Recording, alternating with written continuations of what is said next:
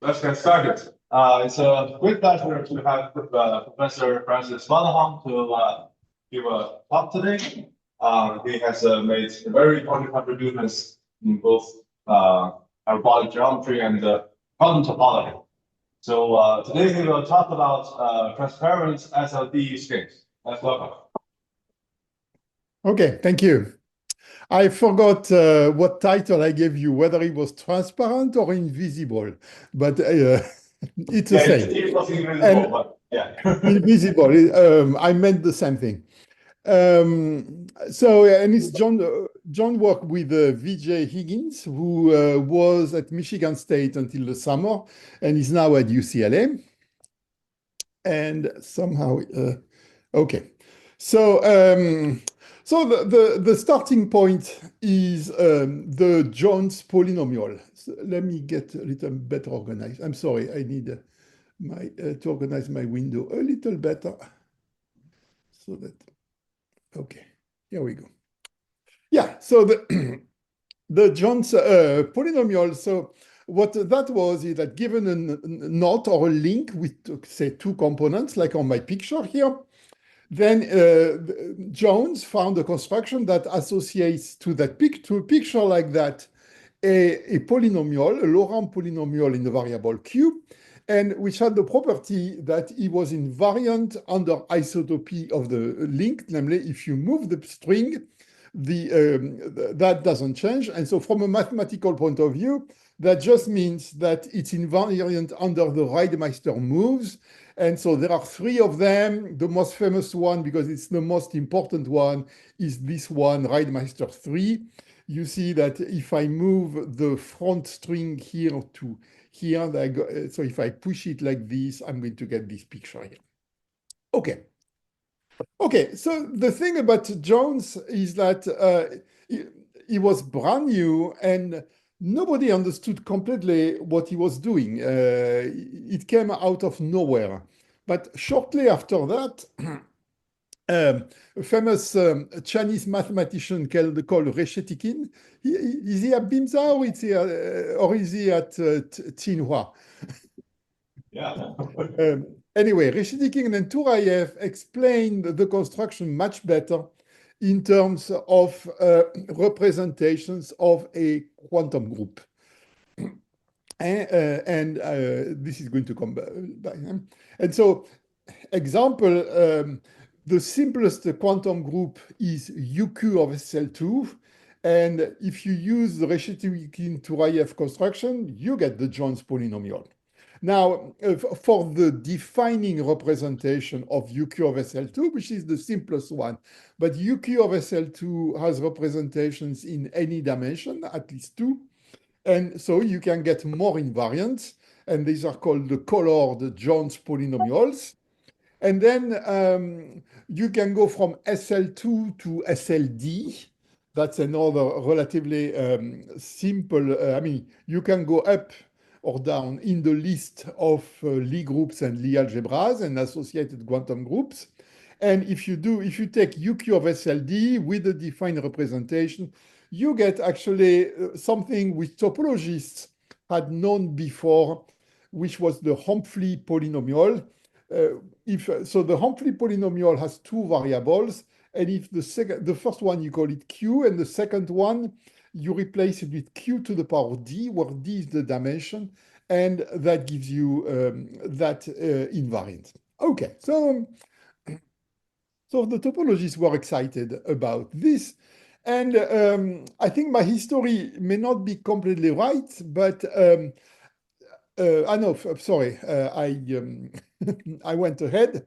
And so the idea of Reshetikhin-Turayev is that you look at the picture of the knot and you look at the crossings, and to each crossing, so first of all, each component, so you put a representation of the quantum group.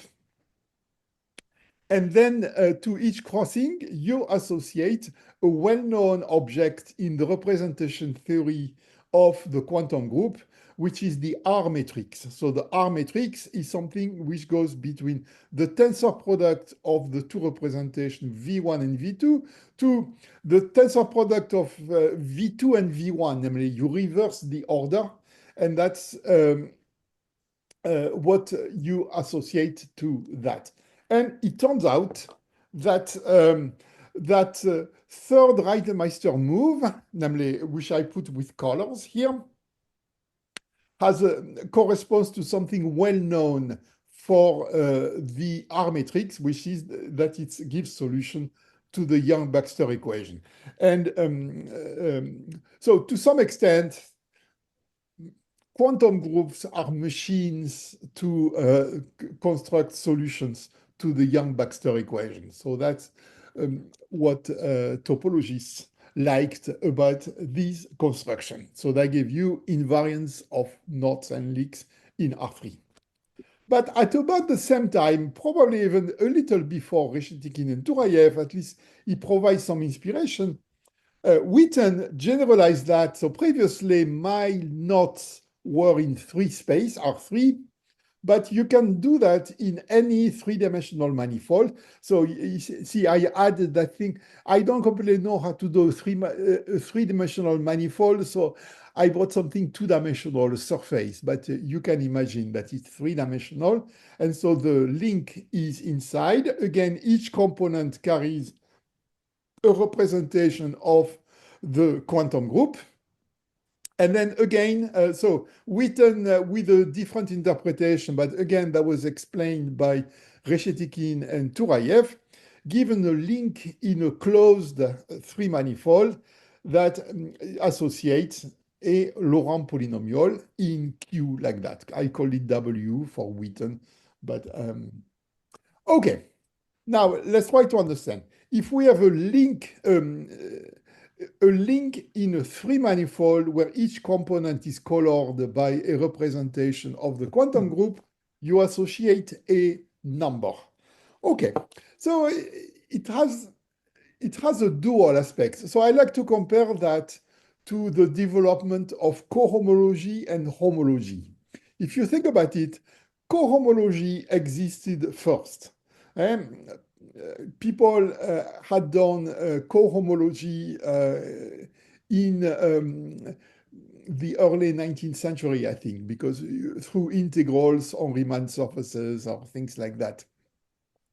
So the cohomology was a very natural object, but people realized that if you saw the cohomology as the dual of something else, the something else might carry more information, and indeed that would be the homology.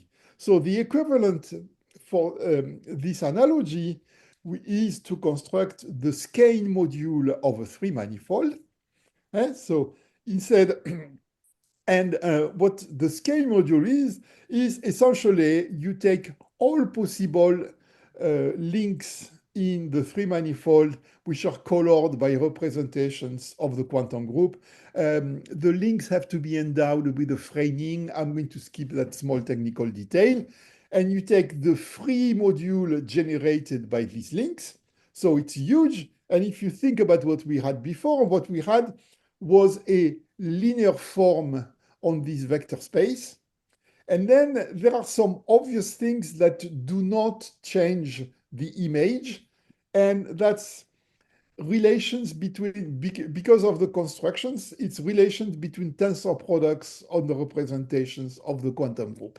So what you do is that you take an object which is generated by topological objects, pictures, and you divide by something algebraic. And the idea is that this algebra, on the left, here the links that's global in the three manifold, but the algebraic relations, they are local. They sit like sort of in a small ball in the three manifold. Okay, so it's great to make definitions like this. Unfortunately, listing all possible relations between representations, that's not very easy. Even like classifying all representations of a quantum group, that's not that easy, but it's been done. And so in the case of, oops, I clicked, in the case where the group, yes, so, oh, I forgot to say that quantum groups, they correspond to Lie groups. Namely, if you have a Lie group, you have a Lie algebra, and then you have something called the enveloping algebra of the Lie algebra, and you can create a quantum group, which is a deformation of that thing. And conversely, if a quantum group comes from a Lie algebra, and a Lie algebra defines a Lie group. So the, the quantum groups are indexed by the classical groups and conversely, up to if you put words like simply connected somewhere and things like that. So I'm going to go back and forth between Lie groups, quantum groups, and even something more called quantum coordinate rings on Lie groups. But so in the case where the Lie group is SLD, namely corresponding to D by D matrices with determinant 1, and Q is generic, so that it makes it easier to classify all the representations, and then you take tensor products. And so the relations here were figured out by Kautis, Kamnitzer, and Morrison in 1990s. I can't remember exactly. Late 1990s, I think. So here you have an explicit description, which is given in terms. So if you take all just links, then the relations are hard to express. So you need certain trivalent graphs, which are called webs. Okay, I'm not going to use these things. So I just say it exists. It's known. Okay, and then there is the case where Q is equal to 1. So usually in quantum algebra, quantum topology, and so on, Q equal 1, quantum physics, Q equal 1 or Planck constant equals 0, that corresponds to the classical case. In the classical case, so when Q is equal to 1, these R matrix is just the exchange of V1 and V2 in the tensor product. It's stupid. And in particular, there is no difference between an overcrossing and an undercrossing. So overcrossing and undercrossing, you get the same thing. So in other words, you get the same object. You're considering links where this is equal to that, up to isotopy. But if they are allowed to cross each other, that's called considering links up to homotopy. And links up to homotopy, that's the same as closed curves up to homotopy. And there is a name for that. That is the fundamental group. So the skein module when Q is equal to 1, I'm going to be a little vague here and just say it's related to the character variety, namely to the space of group homomorphisms from the fundamental group of not the surface. I'm sorry, I've been working too much with surfaces. So fundamental group of the three manifold to the Lie group and modulo conjugation. I should put a double bar here to make it well defined. So what I'm trying to say is Q is equal to 1, you get a well-known you get a well-known geometric object. It's also the space of flat connections on the three manifolds, if you want, flat G bundles over the three manifold. And another remark is that so you told me you guys are more algebraists. And I'm definitely a topologist. Sometimes I pretend to be a geometer, sometimes even an analyst, but mostly I think like a topologist. And so you guys algebraists, you like Lie algebras because the algebraic structure is simpler. And therefore you like quantum groups like UQ of the Lie algebra. However, the geometers, they like geometry. And geometry, you don't see Lie algebras really. What you see are Lie groups.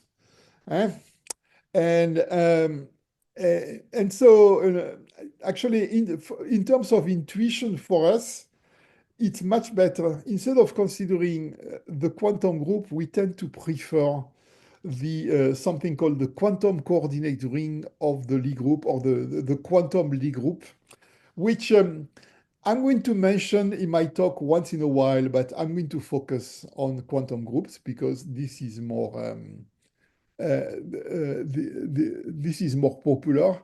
But I would like to advertise the fact that for geometers, the other guy, by the way, they are dual to each other. So one is the Hopf, so these objects are Hopf algebras, and there is a notion of Hopf duality, and one is the Hopf dual of the other. So that makes it,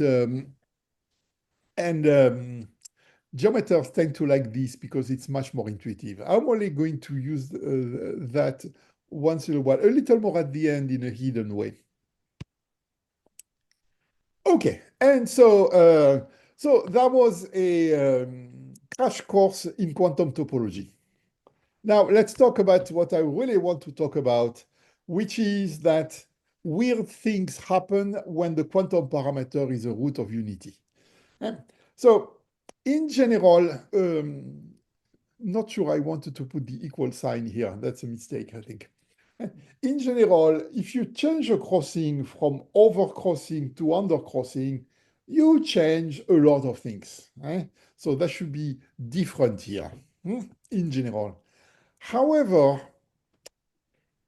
when the quantum parameter is a root of unity, you have weird crossing changes that do not change anything. And that's going to be the main result that I want to talk about. So, and that happens when Q is a root of unity. Now, what I did not tell you, because I've been very vague, is that the skein module not only depends on the parameter Q, but you need to choose a D root of Q. D is the dimension of SLD.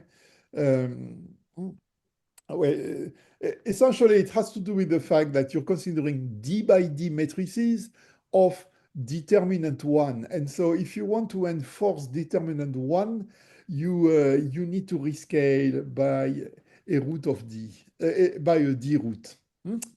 Okay, so let's take a Q like this, and suppose that that root Q, that D root of Q, is a root of unity, namely that to the power 2n, it's equal to 1.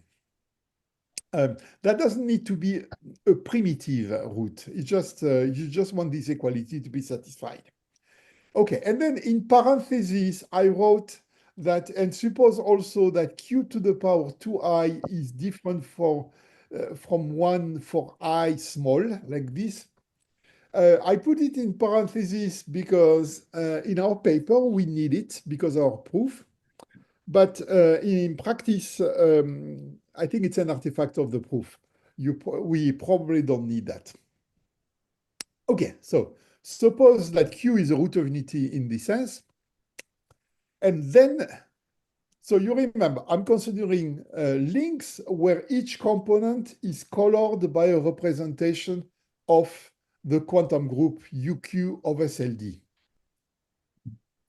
And then there exist D-1 explicit representations of UQ of SLD. So there are special representations, and there are D-1 of them, such that whenever I have a link which is colored, where each component is colored by one of these, you could mix and match accordingly. Then this link is transparent in the skein module. And so what that means is that if you take any other colored link and you take the disjoint union, so you had a first link L, and then you take another one and you take the union, and then you fix the first link, but the second one, you allowed it to move in M, and you allowed it to cross your original link. Oops, sorry. And then the outcome is that this element of the skein module does not change. Namely, it's still it's the same. So in other words, it's like these stories about invisible man where you go, it's like a ghost. You can cross the ghost and you don't change anything. So in this case, in this picture, the idea is that so the link with this very special representation Z, and then you have the other link K, which is colored in blue by V, and then you can cross, and then you're not changing the link. So that's what I say. It's a weird phenomenon where you don't detect when you cross that colored link. So it's invisible or transparent. Okay, so a little bit of a history here is that so we're talking about D by D matrices, but the simplest ones are the 2 by 2 matrices. And then, so the first example of this transparency property was found by myself and Helen Wang about 10 years ago. And it's based, so it was very surprising to us, and I think to other people, that it was based on these Chebyshev polynomials of the first type, whatever they are defined by Chebyshev. And it's somewhat mysterious why. I mean, it was mysterious. So to us, we had no clue what we were doing. We proceeded by trial and error. In particular, there are Chebyshev polynomials of the first time and of the second time.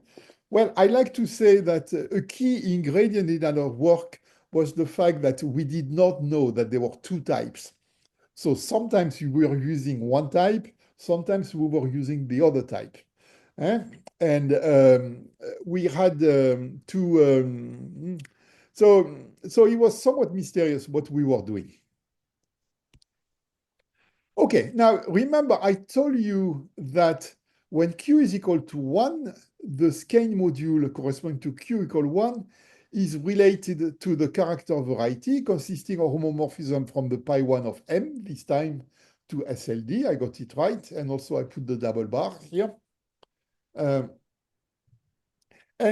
Actually, so we use that to say something about the case where the manifold is a thickened surface. So where it's the surface cross the interval. And in that case, it's called not the skein module, but the skein algebra, because it has an additional skein, it had an additional multiplication, which actually comes from the point of view of Witten. Right? So Witten did more than what just I said, defining invariants for links in closed three manifolds. He created an object. There is also a very interesting case where you take three manifolds with boundary, and actually that fits in a topological quantum field theory. I mean, well behaved under cut and paste. And the case of in the case of surfaces, the element of the skein algebra, they correspond to morphisms in that TQFT. Okay, and actually the Witten point of view even give you representations of this algebra. And so if you want to classify all possible representations, well, we use that transparency property to associate to each irreducible representation of the skein algebra a character. Namely, to a quantum object, we associate a geometric point in that character variety. Okay, so that was a little bit interesting. And then there are two other groups who, so we were trying to prove some kind of converse, but didn't succeed. However, other people succeeded. So there was Charlie Froman, Joanna Kania-Borcheszynska, Tangley, and then the other group around David Jordan, Jordan Ganev, Pavel Safronov. They essentially proved the converse, namely that it's sort of a one-to-one correspondence as long as in the skein algebra, in the character variety, you stay away from the singular point. So it's a one-to-one correspondence above the smooth part of the character variety.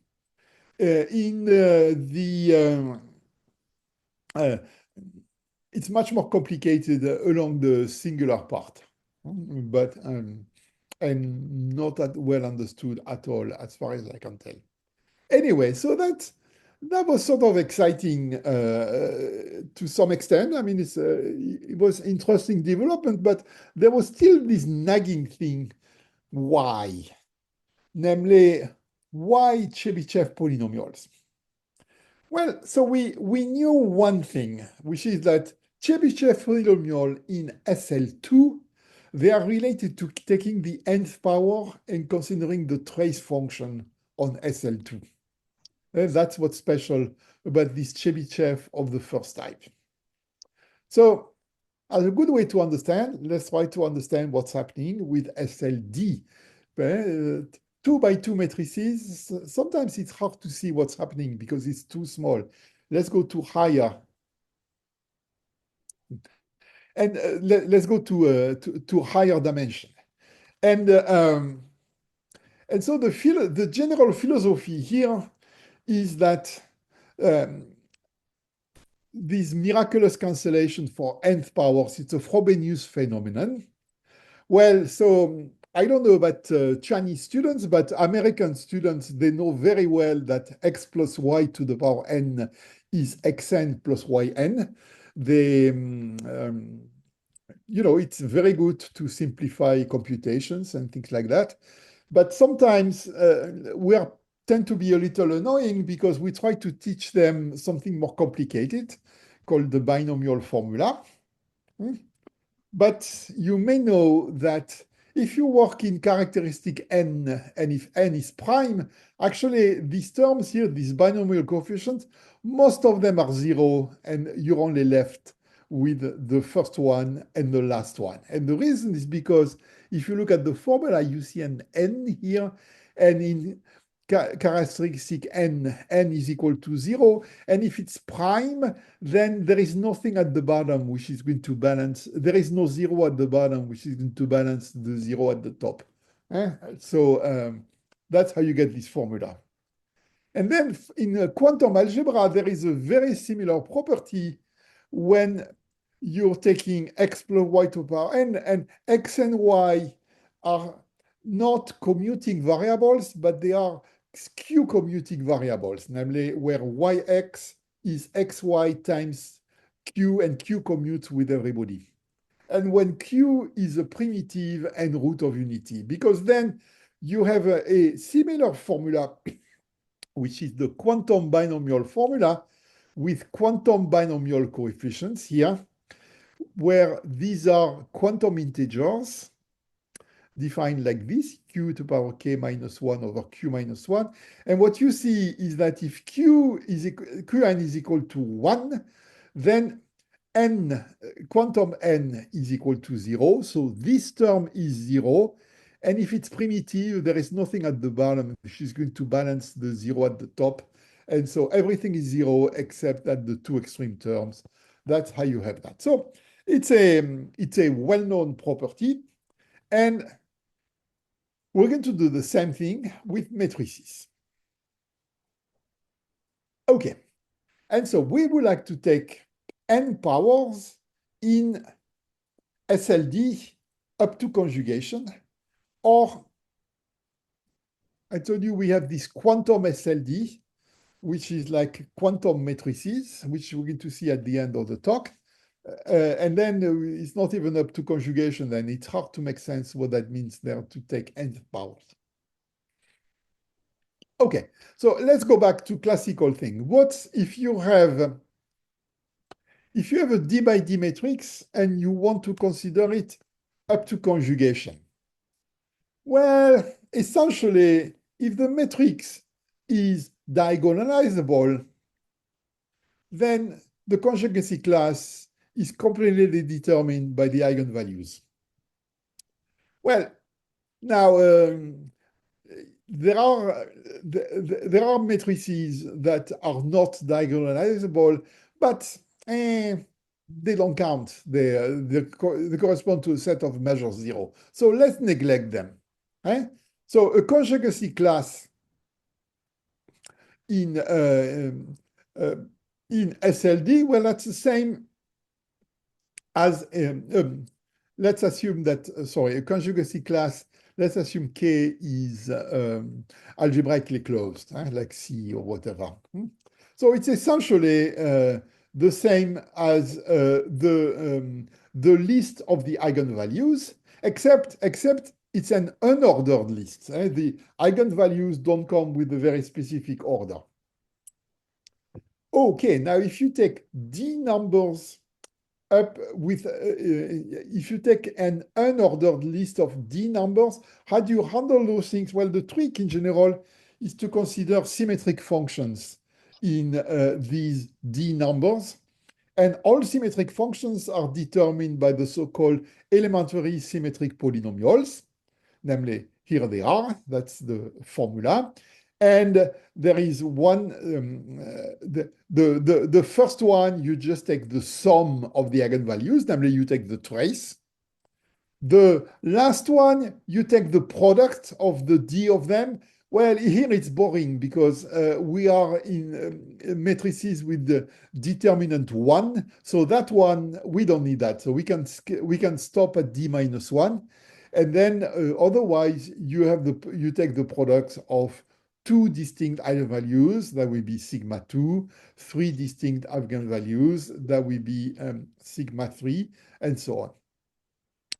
Okay, now, these elementary symmetric polynomials, they come in a lot of context. For instance, if you consider the characteristic polynomial of the matrix, essentially, that's the kth coefficient of the characteristic polynomial, up to sign. But and then if you're more interested in representation theory, you can also see them as a trace, because your matrix, it acts on the d-dimensional space, and therefore it acts on the exterior power lambda k of this d-dimensional space. And these elementary symmetric polynomial in the eigenvalues, that's exactly the trace of this action. Right? So they come up everywhere. Eigenvalues, okay, symmetric polynomial in eigenvalues, characteristic coefficients of the characteristic polynomial, or trace of the exterior power representation.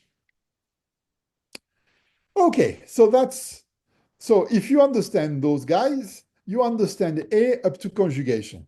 But I want to understand A to the power n, so let's understand these coefficients of the characteristic polynomial of A to the power n. And so there is a lemma, which is that I can express the kth coefficient of the nth power of A. Well, it turns out, it's a function on the eigenvalues of A to the power n, but the eigenvalues of A to the power n, that's the eigenvalues of A to the power n. So in particular, it's a symmetric function of the eigenvalues of A. And then, there is this theory of symmetric functions of symmetric polynomials, which tell you that the set of symmetric polynomial is generated by these elementary symmetric polynomials. And so these symmetric function here, you can express it in a unique way as a polynomial in these elementary symmetric polynomials. Okay, so it's a very old mathematics going back to Euler and Newton. And in addition, they are explicit. So here is one. So that's the case where I have 5 by 5 matrices. I take power 7th, and I consider the second symmetric polynomial. And I can express it by this formula where I substitute each variable S1, SD minus, or S6 in this case, with I comment yes, because with the appropriate symmetric polynomial. So you can do explicit computations like this. I use Mathematica to get this. Okay, so here is the thing. To understand these coefficients of to understand these coefficients, I need to evaluate these very specific polynomial and explicit like this on the coefficients of the characteristic polynomial of A. Now, there are more things where you can evaluate polynomials. You can go at one level higher and look at representations of the Lie group G. Because if you have a family of representations of the Lie group G, and you give yourself a polynomial with integer coefficients, so that's really important, then you can define a new representation obtained by evaluating the polynomial on this representation. So in the following sense, that if I take an element in the group, I look at the images, and the trace of the image of the element of the group under this representation, that's obtained by evaluating the same polynomial on the traces with respect to the first representation, the trace with respect to the second representation, and the trace with respect to the last representation. Okay, so that's again something known because let's try to understand. What's a polynomial? It's a linear combination of monomial. So a monomial, you obtain it by taking products of these representations here. So you want to see, given two representations, you want a representation whose trace function is the product of the trace function. Well, there is a well-known one. That's the tensor product. Because if you take the tensor product of two representations, you take the trace of that, that's the product of the traces. So in this way, you can get the product. Okay, now you for a polynomial is not just so in this way you get all possible monomials. Now to get polynomials, here it's important to use the integer coefficients. So you need to be able to do sums of monomials. Well, there is a representation whose trace function is the sum of the trace functions. That's the direct sum. Okay, so that's where it's really important to have integer coefficients. And there is a little bit of a problem is that I said integer coefficients. I didn't say non-negative integer coefficients. And if you remember the previous slide, you might have seen some negative coefficients. And so I also need a representation whose trace function is the difference between the trace function. And well, you can try to think. There is one that's the direct difference, except is not really a representation. It's something which exists only in a k-theoretic sense. And so you do a formal difference. And that's why, actually, I don't know if you noticed, but when I stated the big result with VJ, there were quotes in the representation. So it's a representation with quotes. It's not an actual representation. It's an element of this k-theoretic space. This is called the representation ring of the group. So it's a well-known object. Okay, so that tells you that if you have a family of representations and a polynomial, you can evaluate the polynomial over these representations, and you get a new representation with quotes. Okay, so now we saw that the conjugacy class of A was characterized by these coefficients of the characteristic polynomial, which also are traces of representations. And we saw that if I want to take the power a to the power n, then I obtain that by evaluating this evaluating a very specific polynomial here on these traces. Well, but if you go back to the, that begins to look very much like this line here. So in particular, I can rewrite this as the polynomial evaluated on the traces.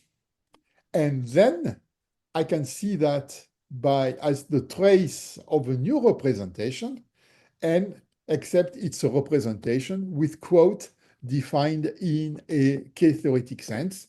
And what it is what you obtain by evaluating these representations here on the polynomial that came from this property here. So we call that the power elementary polynomial. We have a feeling that these polynomials must exist somewhere in the literature. It's hard to believe that after 3 centuries, nobody has ever looked at them. We couldn't find any reference to those objects, although they must exist somewhere. Okay, and so this idea actually of going, taking a representation and taking the nth power inside of a representation, actually, it's a well-known operation for algebraic topologies. This is called the Adams operation, developed by John Frank Adams in the early 60s, I think. Okay, and so now we have a new representation. And well, there is standard quantum group technology tells us that when we have a representation of the group, so we have this representation, that determines a representation of the associated quantum group. And when you have a quote representation of the group again, then that's going to define a representation of the quantum group. Actually, what it is just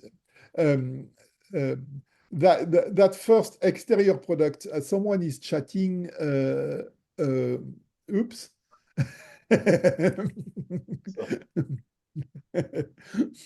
Chatting in Chinese is not helpful to me. It's a spam message. You can just ignore that.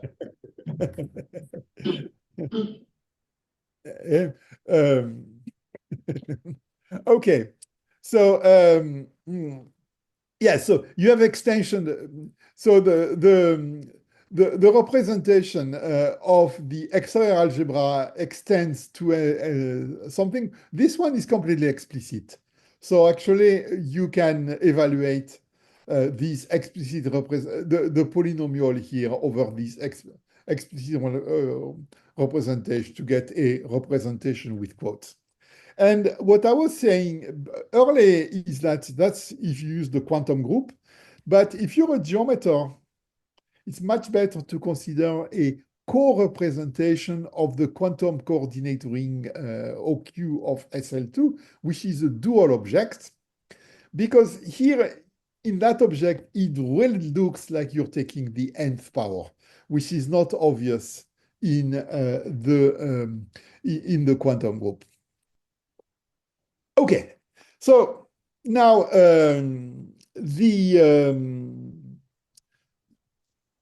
now I can explain that explains much better what the theorem that we have with Vijay. So I repeat what I said, namely assume that Q is a root of unity, blah blah blah blah, and then if you have a link which is colored by these representations, I mean with quotes, then it's transparent in the way I explained, namely that this, so if this is the transparent link, any other link, you can have it cross without changing the image in the skein module. That's what the statement says. Okay, and what's the proof? Well, I told you that there is an explicit description of the skein module in the case of SLD. That's not true for other Lie groups. So it's explicit, it's by pictures, and so the proof is a manipulation of pictures. So I could do that. So I could do that to you here, but I thought it might be better to show something else. And so remind me, you said I was supposed to talk for an hour, right?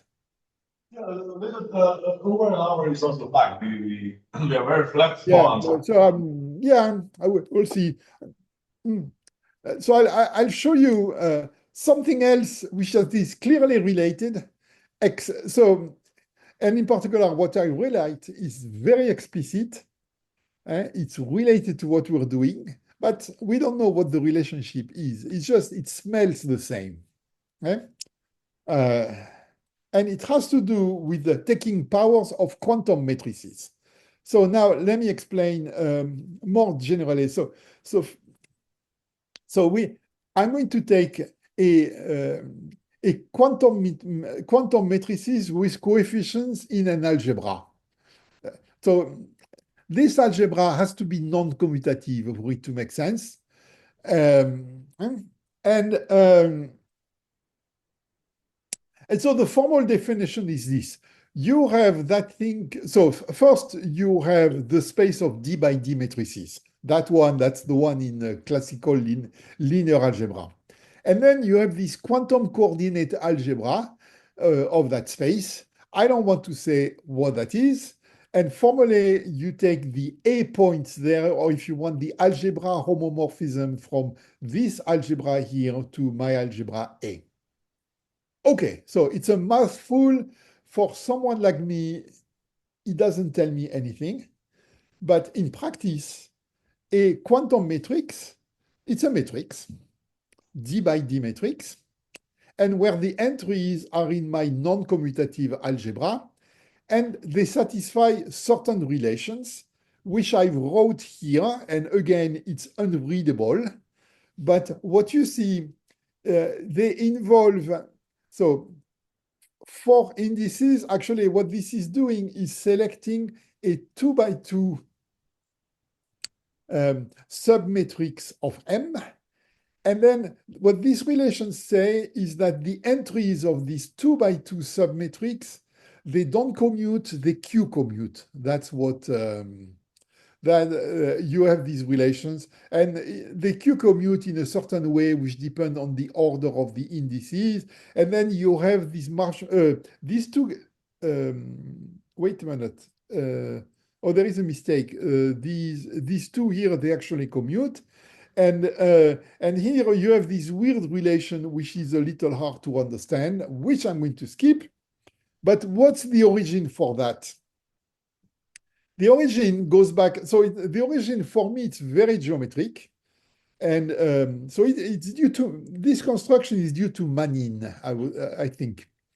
So you start with the fact that a classical D by D matrix acts on the D-dimensional space. Okay. If it acts on the space, it acts on the space of functions on that space, of the space of polynomial functions on that space, namely on the algebra of polynomials in D variables. Okay, so that's the last three lines here. That's classical geometry. And then you deform that. So first of all, you deform this polynomial algebra to a polynomial algebra with the same number of variables, except that now the variables, they don't commute anymore, they Q-commute. And then you try to see if your original matrix acts on that twisted polynomial algebra. And if you're naive, it does not. The entries have to satisfy certain relations, and the certain relations are exactly these. right? So that's the motivation for these weird relations. And because it's weird, they don't multiply. Also, it's closely related to the historic origin of quantum groups. You know, quantum groups came from mathematical physics, from many branches of mathematical physics, where people had to multiply matrices where the entries do not commute. And that's where that came from. And doesn't work well. So the multiplication of quantum matrices don't work well. And in particular, taking powers does not work well either. If you take the nth power, you can do it formally, but it's still a quantum matrix, but not with coefficients in the original matrix, but it's in the tensor power of A. That's very inconvenient. However, there is something nice, which is there is a notion of coefficients of the characteristic polynomial, like or these these elementary symmetric polynomial in the eigenvalues, where you can define them in the quantum context, and they even generate all the conjugation there is a notion of conjugation, and they generate all the conjugation invariants on the space of quantum matrices. So that's nice. So for instance, I take 3 by 3 matrices like this, and these coefficients of these quantum coefficients of the characteristic polynomial, they are these. The first one is the trace. The last one is the determinant, except that you have Q's everywhere. And also, it's really important in which order you multiply the coefficients, because you remember that the coefficients belong to a non-commutative algebra. So you have these Q's like this, right? So it's that. And you remember that for a classical matrix, so the conjugacy class is determined this, and the invariants of its nth power are given by this polynomial. And so we cannot define nth powers. We cannot define nth power for a quantum matrix, but there is a good advantage, which is that these elements that were on the previous page, they commute with each other. And so if they commute with each other, you can plug them into any polynomial. And in particular, we can define, quote, the conjugacy class of the nth power by the family of these objects, where you plug the quantum coefficients of the characteristic polynomial into these special polynomials associated to nth powers. You do it for all of them. So let's do it. For D equal 3, again, 3 by 3 matrices, I take the 5th power. And for in the classical case, so sigma 1, I told you it's the trace. So I want the trace of A to the power 5. Well, you know, you take a matrix, so it's classical linear algebra. You take the 5th power, you take the trace, and obviously you find something really very big, like that, right? It's huge, huh? Okay, now let's go to a quantum matrix. Still 3 by 3 matrix. Still, I'm taking the nth power. And so first of all, I remind you of what the invariants of A look like. And the first invariant of A5, sigma 1, the quantum sigma 1 of A5. So that's obtained by plugging these quantities in this explicit polynomial. Well, you can do it. That gives you this. It's explicit. Now, the problem with this is that if I take this formula, if I plug in these values here, I'm again going something huge. Actually, it's going to look exactly what I had on the previous slide, except that I don't have some Q's in addition. And the previous slide was the special case where Q is equal to 1. And so pretty similar, but with Q's. That looks pretty horrible. However, so I'm taking fifth power. And let's suppose that my quantum parameter is a fifth root of unity. And then my horrible formula completely collapses, and I get this. Just the sum of three terms instead of the whatever many I had on the previous slide. Similarly, let's go to the second one, sigma 2 of A5. So it's defined by plugging these quantities in the polynomial, it's given by this formula. If Q is a fifth root of unity, bloop, bloop, bloop, bloop, bloop, everything disappears.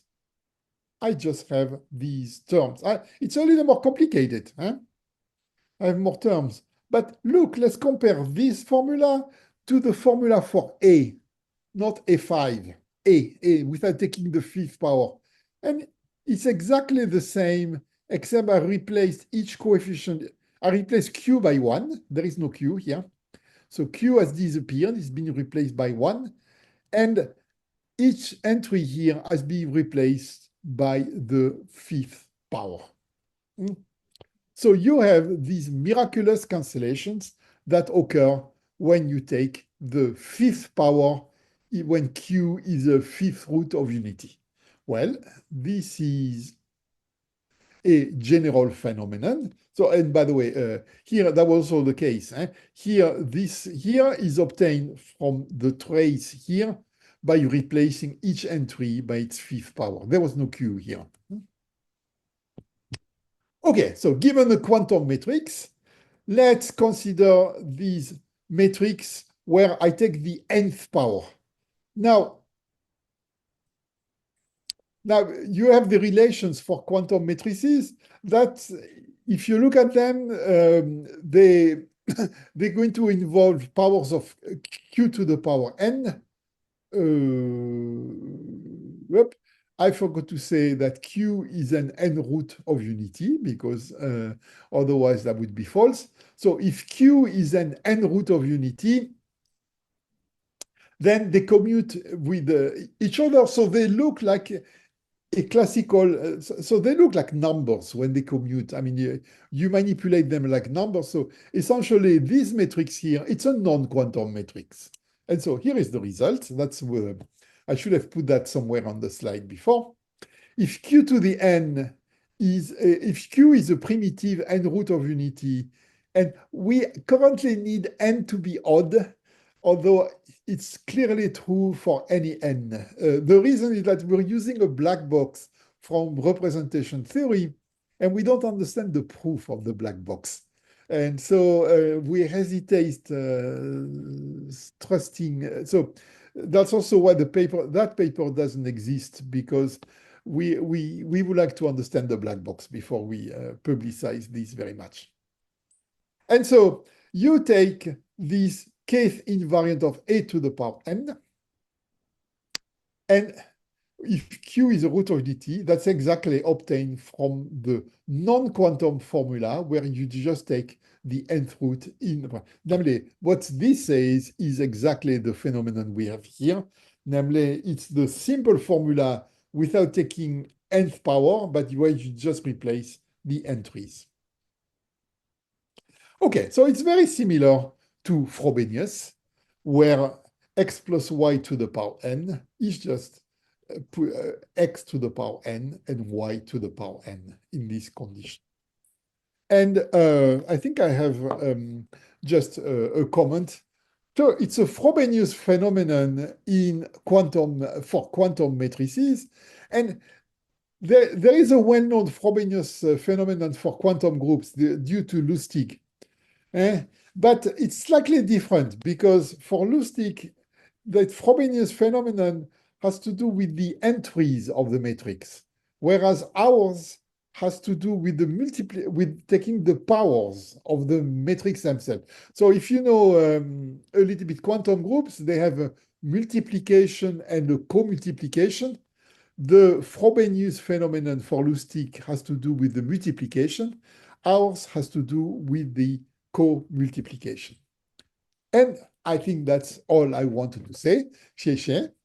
And I put a reference here. The paper appeared over the summer. It appeared incredibly fast, less than a year after we posted it on the archive. So it's available. It's even in open access, so you can get it for free. Okay, that's it. Thank you. Thank you very much for the great talk. A very interesting talk. Let me